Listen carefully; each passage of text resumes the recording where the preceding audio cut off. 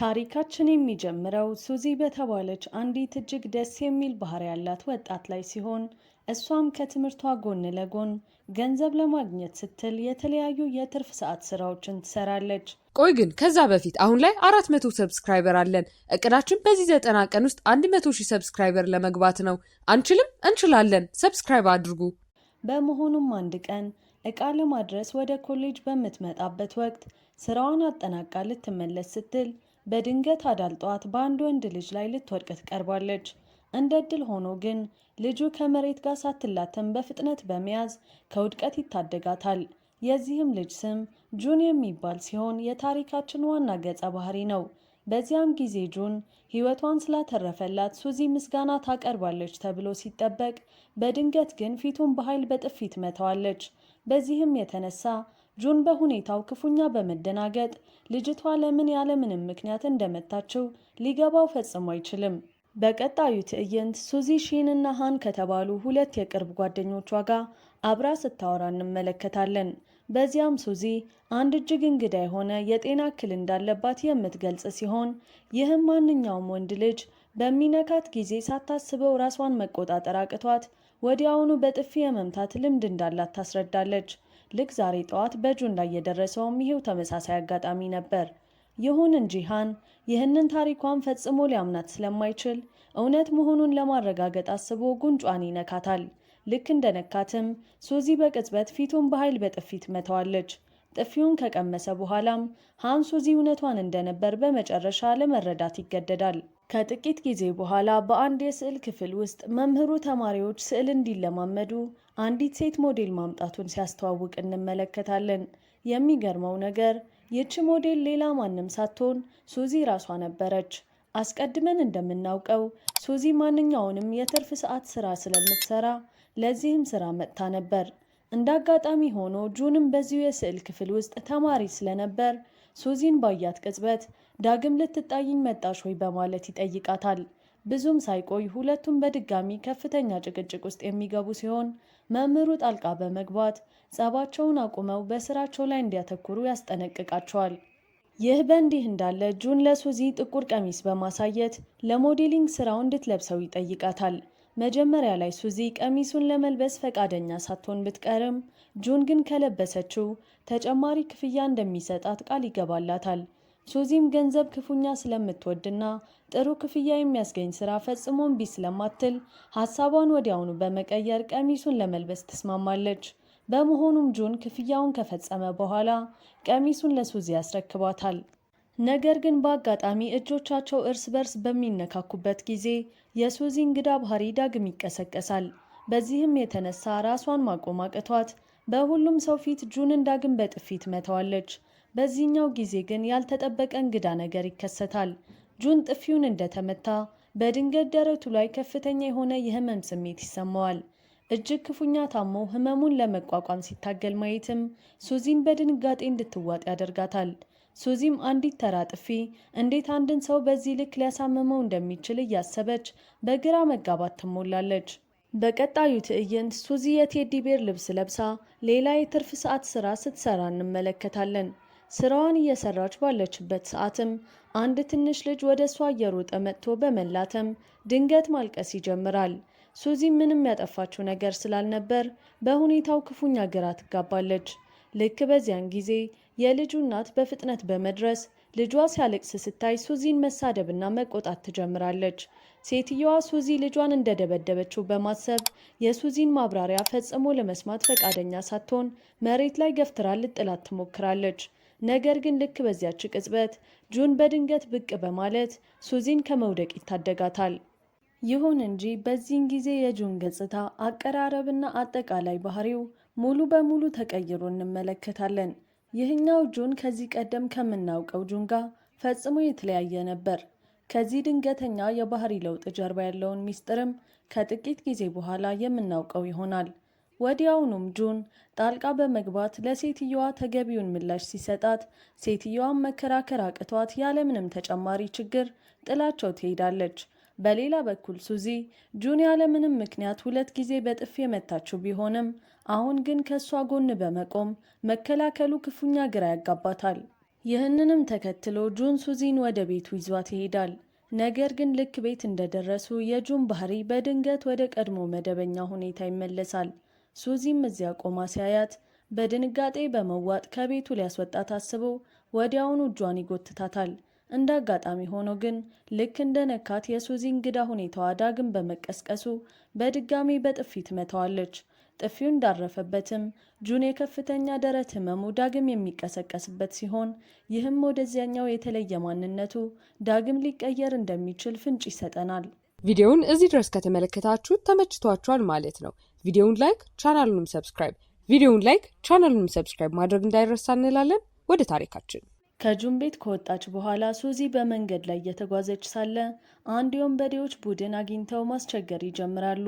በዚህን ጊዜ ጀግናው ጁን ዳግም ብቅ በማለት ወንበዴዎቹን ያለምንም ርኅራሄ በመደብደብ ሱዚን ከጥቃቱ በስኬት ያድናታል። ከዚያም ሁለቱ አብረው በአውቶቡስ ላይ የሚሳፈሩ ሲሆን ጁን ሱዚን ቁስሉ ላይ መድኃኒት እንድትቀባለት ይጠይቃታል። ሱዚን በጥንቃቄ ቁስሉን እያከመችበት ባለችበት ሰዓት አውቶቡሱ በድንገት ሲንገራጭ ጁን ወደ እሷ ይጠጋል። እንደተጠበቀውም ይህ ድንገተኛ ንክኪ የሱዚን ሁኔታ ዳግም ይቀሰቅሰዋል። ምንም እንኳን ማድረግ ባትፈልግም ራሷን መቆጣጠር አቅቷት ጁንን ዳግም በጥፊ ትመታዋለች። የሚገርመው ነገር ጥፊውን ከተመታ በኋላ ጁን ወዲያውኑ ወደ መደበኛው ባህሪው ይመለሳል። ሱዚም በተፈጠረው ነገር የጥፋተኝነት ስሜት ስለተሰማት ይቅርታ ጠይቃው ከአውቶቡሱ በመውረድ ወደ ቤቷ ታመራለች። ይህ በእንዲህ እንዳለ ጁን እየተፈጠረ ባለው ነገር ሁሉ ክፉኛ ግራ መጋባት ይጀምራል። ሱዚ በተነካች ቁጥር በጥፊ መማታቷ ብቻ ሳይሆን እሱም የትውስታ ክፍሎቹ እየጠፉበት መሆኑን ይገነዘባል። በነቃ ቁጥር ሱዚን ከፊቱ ቆማ ማግኘቱ እንዲሁም እነዚህ ሁሉ እንግዳ ክስተቶች ጁን ሱዚ ጠንቋይ ልትሆን እንደምትችል ራሱን እንዲያሳምን ያደርገዋል። በመሆኑም ከማግስቱ ጀምሮ ጁን ሱዚን ባያት ቁጥር ከሷ መሸሽ ይጀምራል። ሱዚም ይህንን እንግዳ ባህሪውን በፍጥነት በማስተዋል ለምን እየራቃት እንደሆነ ማሰብ ትጀምራለች። በዚያኑ ምሽት ጁን ብቻውን በክፍል ውስጥ እያጠና ሳለ በድንገት መብራት ይጠፋል። አስቀድመን እንደምናውቀው ጁን ጨለማን ክፉኛ ይፈራል። ከጥቂት ሰከንዶች በኋላ መብራቱ ሲመጣ ሱዚ ከፊቱ ቆማ ያገኛታል። ሱዚም ለምን ከሷ እንደሚሸሽ በመጠየቅ እንደ መንፈስ ወይም ጠንቋይ አስቧት እንደሆነ እያሾፈች ትጠይቀዋለች። ነገር ግን ጁን ትክክለኛ ምላሽ ከመስጠቱ በፊት መብራቱ በድጋሚ ይጠፋል። ጁንም ጨለማን ክፉኛ ስለሚፈራ በዚህኛው ጊዜ በፍርሃት ተውጦ ወደ ሱዚ በመጠጋት ልብሷን አጥብቆ ይይዛል። ይህንንም የፍርሃት ምላሹን ስታይ ሱዚ ጁን በእውነት ጨለማን እንደሚፈራ ትገነዘባለች። ይሁን እንጂ እንግዳ ባህሪዋ እንዳይቀሰቀስ በመፍራት እጁን ይዛ ልታረጋጋው ስለማትችል አንድ ብልህ ሀሳብ ታመጣለች። በእጇ እንጨት በመያዝ ጁን እንጨቱን ይዞ ከክፍሉ እንዲወጣ በጥንቃቄ ትመራዋለች።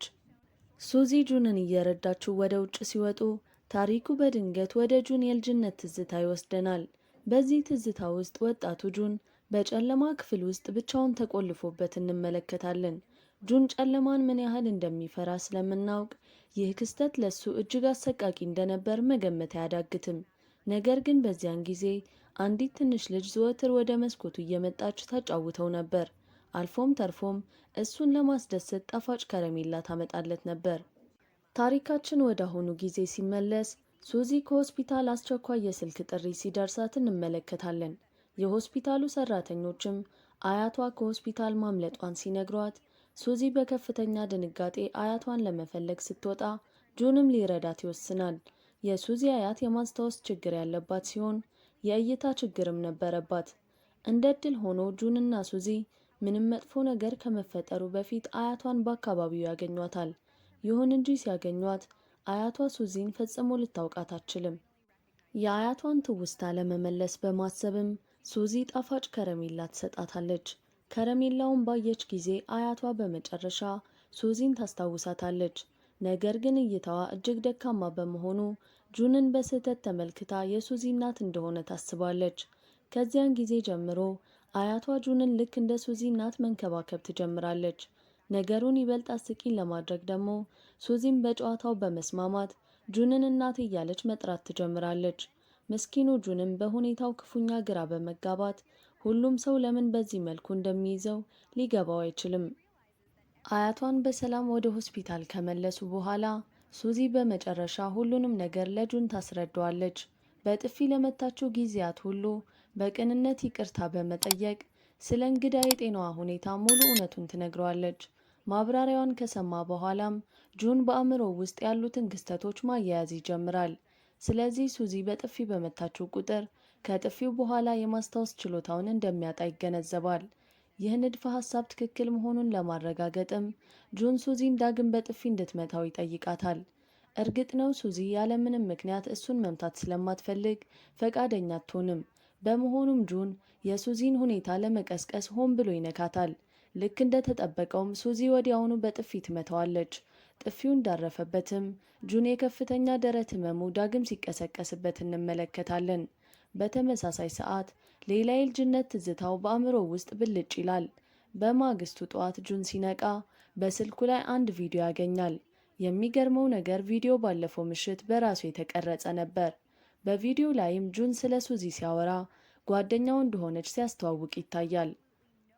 እንግዳው ነገር ግን ጁን ይህንን ቪዲዮ ስለመቅረጹ ፈጽሞ ምንም አይነት ትውስታ አልነበረውም። እዚህ ላይ ነው እንግዲህ እውነታው መውጣት የሚጀምረው። ጁን ሁለተኛ ማንነት የተባለ የጤና እክል እንዳለበት ይገለጣል። ይህም ማለት በአንድ አካል ውስጥ ሁለት የተለያዩ ማንነቶች አሉ ማለት ነው። ከልጅነቱ ጀምሮ ጁን ብቸኛ ሆኖ ስላደገና ከራሱ ጋር ስለሚያወራ ሳያውቀው በአእምሮ ውስጥ ሌላ ሁለተኛ ማንነት ፈጥሮ ነበር። ይህ በእንዲህ እንዳለ በማለዳ ሱዚ እሱን ለመጠየቅ ትመጣለች። ጁንም እሷን በማየቱ የተገረመ ሲሆን ሱዚ በተለይ ለሱ ያዘጋጀችውን ምግብ ይዛ መጥታ ነበር። ነገር ግን ጁን ምክንያት በመፍጠር ለጊዜው እንድትሄድ ይጠይቃታል። ሱዚ ከሄደች በኋላ አንድ የማይታመን ነገር ይከሰታል። ጁን በህይወቱ ለመጀመሪያ ጊዜ ሁለተኛ ማንነቱን ከፊቱ ቆሞ ማየት ይችላል። በእርግጥ ይህ ሰው በአካል የለም፣ ይልቁንም የጁን የራሱ አእምሮ ነጸብራቅ ነው። ጁንም ማንነቱን በመጠየቅ ምን እንደሚፈልግ ሲጠይቀው ሁለተኛው ማንነቱ ሱዚን በጥሩ ሁኔታ እንዲይዛትና አብሯት ብዙ ጊዜ እንዲያሳልፍ እንደሚፈልግ ይነግረዋል። ይህንን ሲሰማ ጁን ሁለተኛ ማንነቱ ለሱዚ ጥልቅ ስሜት እንዳለውና የፍቅር ግንኙነት መጀመር እንደሚፈልግ ይገነዘባል። በሌላ በኩል ሱዚ ከሼንጋ ጊዜ እያሳለፈች ሳለ በድንገት ከጁን የስልክ ጥሪ ይደርሳታል። በሚያስገርም ሁኔታ ጁን ለእራት ሲጋብዛት ሱዚ በድንጋጤ ብትዋጥም በመጨረሻ ለመሄድ ትስማማለች። በኋላም ወደ ሬስቶራንቱ ስትደርስ ባየችው ነገር ክፉኛ ትደነቃለች። ጁን ቦታውን በሙሉ በሚያምር ሁኔታ አስጊጦት ነበር። ባለቀለም መብራቶች በየቦታው ሲያበሩ፣ ሮማንቲክ ሙዚቃም ከበስተጀርባ ይሰማ ነበር። ከዚያም ያለምንም ማቅማማት ጁን ስሜቱን በመግለጽ የፍቅር ጓደኛው እንድትሆን ይጠይቃታል። ይህ ድንገተኛ ጥያቄ ሱዚን ንግግር ያሳጣት ሲሆን ምን መመለስ እንዳለባት ስላላወቀች ምንም ሳትናገር ትታው ትሮጣለች። ነገር ግን ጁን ሁኔታውን በተሳሳተ መንገድ በመረዳት ያፈረች መስሎት ተስፋ ላለመቁረጥ ይወስናል። በዚህኛው ጊዜም አበባ ይዞ ዳግም ስሜቱን ቢገልጽላትም ሱዚ አሁንም መልስ ሳትሰጠው ትሸሻለች። በመሆኑም ጁን አበባውን ስላልወደደችው ይሆናል ብሎ በማሰብ ሌላ እቅድ ያወጣል። ከጥቂት ጊዜ በኋላ ሱዚ ሆቴል ውስጥ እያለች ማለቂያ የሌላቸው ስጦታዎች በየደቂቃው መድረስ በመጀመራቸው ቦታውን ወደ ገበያ ማዕከል እስኪቀይሩት ድረስ ይሞሉታል። የላካቸው የፍቅር ስጦታዎች ምንም አይነት ውጤት ስላላመጡለት ጁን የረጅም ጊዜ መፍትሄ ብሎ በማሰብ ሱዚን አግቶ በማስቀመጥ በትክክል ሊያነጋግራት ይወስናል። ይህንንም የሰማው ሃን በፍጥነት ሺንን አስከትሎ ሱዚን ለማዳን ወደ ጁን ቤት ይሮጣል። በዚያም ሃን በንዴት በሩን ሰብሮ ለመግባት በኃይል ሲሮጥ ጁን በድንገት በሩን ስለሚከፍተው ሃን ፊቱን መሬት ላይ ክፉኛ ይመታል። ምንም እንኳን ራሱን ቢያዋርድም ሃን ግን ሱዚን በማዳኑ በደስታ ተሞልቶ ወደ ሆቴሏ ይሸኛታል። ከመሄዱ በፊትም ጁን ዳግም ካስቸገራት ወዲያውኑ እንድትነግረው አጥብቆ ሲያሳስባት ከዚህ ድርጊቱ ሃን ሱዚን በድብቅ እንደሚወዳት በግልጽ እንረዳለን። ነገር ግን ሺን ደግሞ በበኩሏ ሃንን አጥብቃ ስለምትወደው ነገሩን ይበልጥ ውስብስብ ያደርገዋል። ይህ በእንዲህ እንዳለ ጁን ሱዚን ለማሳመን ያደረገው ጥረት ሁሉ ከሽፎበት ተስፋ ሲቆርጥ ሁለተኛው ማንነቱ ጣልቃ በመግባት እሱ ወጥቶ በቀላሉ ሱዚን እንደሚያሳምናት ይነግረዋል። በማግስቱ ጁን ወደ ሱዚ በመጠጋት በጥፊ እንድትመታው ሲጠይቃት ሱዚ ያለምንም ምክንያት መምታት ስለማትፈልግ ፈቃደኛ ሳትሆን ትቀራለች። በመሆኑም ጁን ሆን ብሎ ሲነካት የሱዚ እንግዳ ባህሪ በመቀስቀስ ፊቱን በጥፊ ትመታዋለች። በዚህን ጊዜ ጁን ከመበሳጨት ይልቅ ይህንኑ ይፈልግ ስለነበር በደስታ ይሞላል። ከጥቂት ጊዜ በኋላም ሁለተኛው የጁን ማንነት ወደ ሱዚ በመምጣት እጅግ ጣፋጭ ምግቦችን በማቅረብና የተለያየ እንክብካቤ በማድረግ ፍቅሩን ያሳያታል። ከዚያም አልፎ ሱዚ ከጓደኞቿ ጋር ያለች በድንገት የኮሌጁን የድምፅ ማጉያ በመጠቀም ጁን ለሱዚ ያለውን ፍቅር በአደባባይ ይገልጻል። ሱዚም በከፍተኛ ድንጋጤ እየሮጠች ሄዳ ምን እያደረገ እንደሆነ ስትጠይቀው የፍቅር ጓደኛው ለመሆን ከተስማማች ይህንን ድርጊቱን እንደሚያቆም በልበ ሙሉነት ይነግራታል። ሱዚ ግን የፍቅር ጓደኛው ከመሆኑ ውጪ ማንኛውንም ነገር እንደምትሆን ስትነግረው የጁን ሁለተኛው ማንነት ብልህ እቅድ በማውጣት ሱዚን ሞዴል አድርጎ የሚቀጥር የኮንትራት ውል እንድትፈርም ያደርጋታል። በማግስቱ ትክክለኛው ጁን ከእንቅልፉ ሲነቃ ሁለተኛው ማንነቱ ሱዚን ሞዴል አድርጎ እንደቀጠራት ሲያውቅና ያደረጋቸውን አሳፋሪ ድርጊቶች በሙሉ ሲረዳ በንዴት ይቃጠላል። በአንድ ከሰዓት በኋላ ሱዚ ስዕል ልትረዳው ስትመጣ ጁንን እንዳትነካውና በጥፊ እንዳትመታው በመስጋት ሙሉ አካሏን የሚሸፍን ልብስና ጓንት ለብሳ ትመጣለች። ጁንም ይህንን ሲያይ ፈገግ ብሎ የጓንቱን አስፈላጊነት ካጣጣለ በኋላ ስዕሉን የሚስለው ለአንዲት ልዩ ሴት እንደሆነ ይነግራታል። ከዚያም በልጅነቱ በጨለማ ክፍል ውስጥ ተቆልፎበት በነበረበት ጊዜ አንዲት ትንሽ ልጅ ዘወትር ከረሜላ ታመጣለት እንደነበርና ያቺም ልጅ አሁን አያቷን ካገኙበት ሰፈር እንደነበረች ታሪኩን ያጫውታታል። ይህንን ስትሰማ ሱዚ እያንዳንዱ ዝርዝር ትዝታ ለእሷም የተለመደ መሆኑን ስታስተውል ያቺ የልጅነት ጓደኛው እሷ ልትሆን እንደምትችል ማሰብ ትጀምራለች። በሌላ በኩል ሃንና ሱዚ አብረው እያጠኑ ሳለ ጁን በድንገት ሲመጣ ሱዚን ከሌላ ወንድ ጋር በማየቱ በቅናት ይቃጠላል። ጁንም ሁለቱ የፍቅር ግንኙነት እንደጀመሩ ሲጠይቅ ሃን ሆን ብሎ እውነት ነው በማለት ጁንን ይበልጥ ያናድደዋል። ቀጥሎም ጁን ሱዚን ካምፒንግ እንድትሄድ ሲጋብዛት ሱዚ ስትስማማ ሃንና ሺንም አብረዋቸው ይጓዛሉ። ካምፒንግ ቦታው ላይ እንደደረሱም ጁንና ሃን የሱዚን ትኩረት ለማግኘት እርስ በርስ ፉክክር ውስጥ ሲገቡ ሚስኪኗ ሺን ግን ሙሉ በሙሉ ትረሳለች። ውሎ አድሮ ጁንና ሃን በመጣላታቸው ምክንያት ማታውን በውጭ እንዲያሳልፉ ሲቀጡ እንቅልፍ ያጣው ጁን ሱዚን ቀስቅሶ በካርታ ሐይቅ ፍለጋ ይዟት ይወጣል። ሱዚና ጁን በጨለማው ውስጥ ሐይቁን ሲፈልጉ ሱዚ በአጋጣሚ ቁልቁል ስትንከባለል፣ በሌላ በኩል ሃንና ሺን ውጭ ተቀምጠው ሳለ ሺን ሃንን ሱዚን ይወዳት እንደሆነ ቀጥታ ትጠይቋለች። ሃንም ያለምንም መደበቅ እንደሚወዳት ሲመልስ የሺን ልብ ክፉኛ ይሰበራል። ከዚያም ሺን ሃን ስሜቷን ባለመረዳቱ ቅር ብሏት በድንገት ከንፈሩን ስትስመው ሁለቱም በሀፍረት ይሸማቀቃሉ። በተመሳሳይ ሰዓት ሱዚና ጁን በመጨረሻም ውብ የሆነውን ሐይቅ ያገኙታል። የሐይቁ ገጽታ በጨረቃ ብርሃን ሲያበራ የእሳት እራቶች በዙሪያቸው እየበረሩ አካባቢውን እጅግ ሮማንቲክ ያደርጉታል። ልክ በዚያን ጊዜ ጁን ወደ ሱዚ በመጠጋት በስሜት ይስማታል። ይሁን እንጂ ሱዚም ለጁን ጥልቅ የፍቅር ስሜት ማዳበር ብትጀምርም አካላዊ ንክኪው እንግዳ ባህሪዋን ስለሚቀሰቅሰው ራሷን መቆጣጠር አቅቷት ወዲያውኑ ጁንን በጥፊ ትመታዋለች። ልክ እንደ ቀድሞውም ጥፊውን ተከትሎ የጁን ሁለተኛ ማንነት ዳግም ወደ ቦታው ይመለሳል። ወደ ካምፒንግ ቦታው ሲመለሱ ይህኛው ጁን ለሁሉም ሰው እጅግ ደግ፣ ተንከባካቢና ፈገግታው የማያልቅ መሆኑ ሁሉንም ሰው ክፉኛ ያስገርማል። ጉዟቸውን አጠናቀው እንደተመለሱም ሁሉም በጋራ የሱዚን አያት ለመጠየቅ ሆስፒታል ይሄዳሉ። አያቷም የጁንን ሁለተኛ ማንነት ስታይ በደስታ ተሞልታ የልጅ ልጇ ባል በማለት ትጠራዋለች። በሆስፒታሉ ውስጥ ሁሉም በደስታ ሲጫወቱ ሱዚ በአጋጣሚ የጁንን እጅ ትይዛለች። በሚያስገርም ሁኔታ በዚህ ጊዜ ሱዚ ጁንን በጥፊ አትመታውም። ነገር ግን ይህ አካላዊ ንክኪ የጁንን ሁለተኛ ማንነት በማጥፋት ወደ ቀድሞ መደበኛ ጁን እንዲመለስ ያደርገዋል። ጁን ወደ አያቷ ሄዶ ሲሰናበት አያቷ መደበኛውን ጁን ፈጽሞ ልታውቀው ባለመቻሏ አያቷ የምታውቀውና የምትወደው የጁን ሁለተኛ ማንነት ብቻ መሆኑን ሁሉም ይገነዘባሉ። ከሆስፒታል ሲወጡ የመጀመሪያው የክረምት በረዶ መጣል ይጀምራል። በዚያን ጊዜም ጁን በመጀመሪያው በረዶ ላይ የሚሳሳሙ ጥንዶች ፈጽሞ እንደማይለያዩ ሲነግራት ሱዚ ያለምንም ማቅማማት ጁንን ራሷ ትስመዋለች። በማግስቱ ኮሌጅ ውስጥ ሁሉም ተማሪ ሱዚ ጁንን ያፈቀረችው ለገንዘቡ ብላ ነው እያሉ ሐሜት ሲያሰራጩ፣ ሱዚ ግን በዚህ ሐሜት ፈጽሞ አትበሳጭም። በድንገትም ዩጂን የተባለች ልጅ ወደ ሱዚ በመምጣት የጁን እጮኛ እንደሆነችና በቅርቡ እንደሚጋቡ በመግለጽ ከሱ እንድትርቅ ታስጠነቅቃታለች። ነገር ግን ሱዚ የዩጂንን ወሬ ፈጽሞ እንደማታምናትና ጁንን እንደማትተው በድፍረት ስትነግራት ዩጂን በንዴት ውሃ ልደፋባት ትሞክራለች። ልክ በዚያች ቅጽበት ጁን ፈጥኖ በመድረስ ሱዚን ከውሃው ይታደጋታል።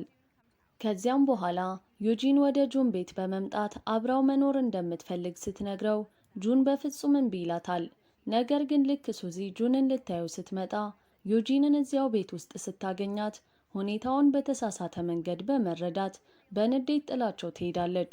ጁንም እውነቱን ለማስረዳት ከኋላዋ እየሮጠ ሆቴሏ ድረስ ቢሄድም የሴቶች ሆቴል በመሆኑ ዘብ ጠባቂው እንዳይገባ ይከለክለዋል። በሌላ በኩል የሃን የቅርጫት ኳስ ቡድን ተጫዋች ስለጎደለበት በጭንቀት ላይ ሳለ ጁን ሱዚን ለማስታረቅ እንዲረዳው ሃንን ይጠይቀዋል። ሃንም ጁንን በኳስ ጨዋታው ላይ ከተሳተፈ ብቻ ሱዚን እንደሚያስታርቀው ስምምነት ላይ ይደርሳሉ። ጨዋታው ሲጀመርም ጃክ የተባለ የሱዚ የቀድሞ የስዕል አሰሪ ብቅ ሲል ጁን በቅናት ተሞልቶ በከፍተኛ ኃይል በመጫወት ቢያሸንፍም ጭንቅላቱን ክፉኛ ይመታል። በኳስ ጨዋታው ላይ ሃንም እጁን ሲጎዳ ሱዚ በፍጥነት ወደ ጁን በመሮጥ ክፉኛ ስትጨነቅለት ጁን በደስታ ይሞላል። በሌላ በኩል ሃን እና ሺን በመጨረሻ እውነተኛ የፍቅር ጓደኛሞች በመሆን ለመጀመሪያ ጊዜ ሲሳሳሙ በድንገት አስተማሪ ሲመጣባቸው ሺን በፍርሃት ትሸሻለች። ሃን ግን ሺን አሁንም አጠገቡ ያለች መስሎት ወደ ኋላ ሳይመለከት አስተማሪውን ሲስመው እውነቱን ሲረዳ በፍርሃት ሮጦ ያመልጣል። ይህ በእንዲህ እንዳለ ጁን ስለ ዩጂን እውነቱን ለሱዚ በማስረዳት የፍቅር ግንኙነት እንደሌላቸው ሲያሳምናት ሱዚ ቅርታ አድርጋለት ውሃ እንዲጠጣ ትሰጠዋለች። ጁን ግን ሱዚን ቢነካት ሁለተኛ ማንነቱ ዳግም እንደሚመለስ ስለፈራ ውሃውን ለመቀበል ያንገራግራል። ነገር ግን ሱዚ በግድ ጁን ስትነካው ልክ እንደፈራው ሁለተኛ ማንነቱ ዳግም ይመለሳል። ከዚያም የጁን ሁለተኛ ማንነትና ጃክ በሱዚ ዙሪያ ክፉኛ በመጣላት የስዕል ውድድር ያዘጋጃሉ። ጃክ የሱዚን ውብ ፊት ሲስል፣ ጁን ግን እሱና ሱዚ ለመጀመሪያ ጊዜ የተሳሳሙበትን ሐይቅ ይስላል። ዳኞች ጃክን አሸናፊ ቢያደርጉትም ሱዚ ግን የጁን ስዕል ከምንም በላይ እንደሚያምርላት ስትነግረው ጁን በደስታ ይሞላል። በኋላም በድል አከባበር ላይ ሱዚ ጠጥታ ስትሰክር ጁን እንዳይቀየር በመፍራት እሷን ከመንካት ይቆጠባል። በማግስቱ ጁን ጣፋጭ ቃላትን ሲነግራት ሱዚ በስሜት ግንባሩን ስትስመው በውስጡ ያሉት ሁለት የጁን ማንነቶች ሱዚን ላለማጣት እርስ በርስ ክፉኛ መጣላት ይጀምራሉ። በተጨማሪም ትናንት ሱዚን ሸማምቶ ያዞራት ሁለተኛው ማንነቱ መሆኑን ጁን ሲረዳ በንዴት ይቃጠላል። ከጥቂት ጊዜ በኋላ ሱዚ ወደ ጁን ቤት ስትመጣ ቤቱ በሙሉ በሷ ውብ ስዕሎች ተሞልቶ በማግኘቷ የጁንን ጥልቅ ፍቅር ትረዳለች። ጁንም ስለ እክሉ እውነቱን ሊነግራት ሲሞክር ሱዚ በድንገት ስትስመው ሁለተኛው ማንነቱ ዳግም ይመለሳል። ይህኛው የጁን ማንነት መደበኛው ጁን እንዳይመለስበት በመፍራት እንቅልፍ ላለመተኛት ይወስናል። እንዲሁም ሱዚ እንዳትነካው ይሸሻል። በሱዚ የልደት ቀንም ሁሉም ተሰብስበው ሲያከብሩ ሱዚ ያሳለፉትን ትዝታ ስታነሳ ይህኛው ጁን መደበኛው ስላልሆነ ትዝታዎቹን ፈጽሞ አያውቃቸውም። ሱዚም ቀደም ብሎ ስለ ጁን በሽታ የሚገልጽ መልእክት ስለደረሳት አሁን ከፊቷ ያለው ትክክለኛው ጁን አለመሆኑን በፍጥነት ትገነዘባለች። የጁን ሁለተኛ ማንነትም ሱዚ እውነቱን እንዳወቀች ሲረዳ ራሷን አስቶ በማፈን ያስራታል። ሱዚም ነቅታ ራሷን ከፈታች በኋላ ሊያጠቃት ሲመጣ የጁን የልብ ምት በከፍተኛ ሁኔታ ሲጨምር መደበኛው ጁን እንደሚመለስ ታስታውሳለች። በመሆኑም በድፍረት ወደ እሱ በመጠጋት አጥብቃ ስትስመው የጁን የልብ ምት በከፍተኛ ፍጥነት በመጨመር ራሱን ስቶ ይወድቃል። ሲነቃም ትክክለኛው ጁን መመለሱን ያረጋገጠችው ሱዚ ከዚህ በኋላ ሳታስበው እንደማትነካውና በሽታው እስኪድን ድረስ ምንጊዜም ከጎኑ እንደምትሆን ቃል ትገባለታለች። በመጨረሻም ጁን ህመሙን ለማከም ሱዚን ሳያስከፋ በድብቅ ወደ ውጭ ሀገር ለመሄድ ይወስናል። ይህንንም እቅዱን ጓደኞቹ ሃን እና ሺን እንዲደብቁለት ቢያደርግም ሱዚ ግን ወዲያውኑ በማወቅ ጓደኞቿን አታላ ጁንን ለመፈለግ በከተማው ውስጥ በፍጥነት ትሮጣለች። ከረጅም ፍለጋ በኋላም ጁንን ስታገኘው መደበኛው ጁን መሆኑን ተጠራጥራ ስትቆም፣ እሱ ግን አንቺ እኮ ድንቅ ሴት ነሽ በማለት ሲያረጋግጥላት እውነተኛው ጁን መሆኑን አውቃ በደስታ ትዋጣለች። በዚያን ጊዜም ጁን የሱዚ ፍቅር ህመሙን እያዳነው ስለመጣ ወደ ውጭ ከመሄድ ይልቅ ከምትወደው ሴት ጎን ለመቆየት ይወስናል። በመጨረሻም ብዙ ፈተናዎችን ያለፉት ጁን እና ሱዚ ዳግም በመገናኘት ታሪካችን በሚያምርና ደስተኛ በሆነ ፍጻሜ ይጠናቀቃል።